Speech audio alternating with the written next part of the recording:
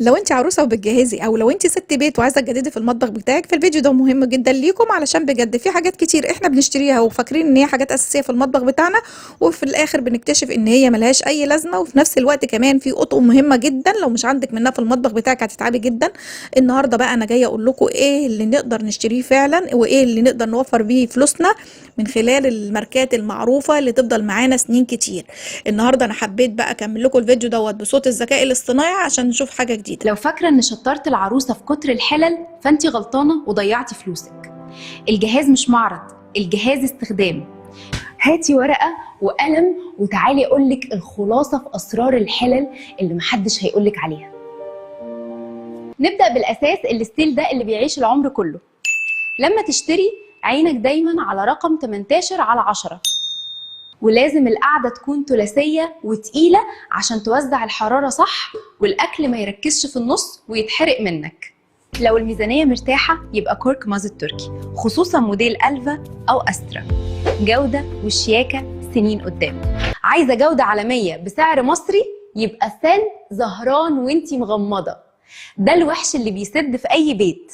وخليكي ذكيه، خدي معاكي مغناطيس وانتي بتشتري، لو لزق في الحله سيبيها وامشي فورا وما ترجعيش. يجي للجرانيت، ده بتاع الاكل اللي ما بلزقش والدلع، بس ركزي في اليدين اهم من الحله نفسها. هاتي الحله اللي ايدها صب منها فيها، بلاش الايدين اللي بمسامير لانها مع الوقت والحراره بتفك. التوب نيو فلام الكوري او سافلون التركي. طب لو ميزانيتك متوسطة وعايزة قيمة مقابل سعر، يبقى كوكين عبود. ده اثبت كفاءة رهيبة في السوق المصري وسعره حنين جدا على جودته العالية. لما تشتري هاتي البايركس الفرنساوي، ده ملك البشاميل والجلاش وشكله شيك جدا قدام ضيوفك. البايركس والبورسلين والتحذير ده ب1,000,000 جنيه، دول للفرن والتقديم فقط، اوعي تحطيهم على النار دايركت. والألمنيوم لسه هو الوحش في تسوية الكيك والمحاشي. هاتي حلتين كبار للعزومات من الدهان أو الشريف. صواني البيتزا والبسبوسة لازم تكون حفتها قصيرة عشان تطلع معاكي مظبوطة. هاتي طقم واحد فيه 3 مقاسات.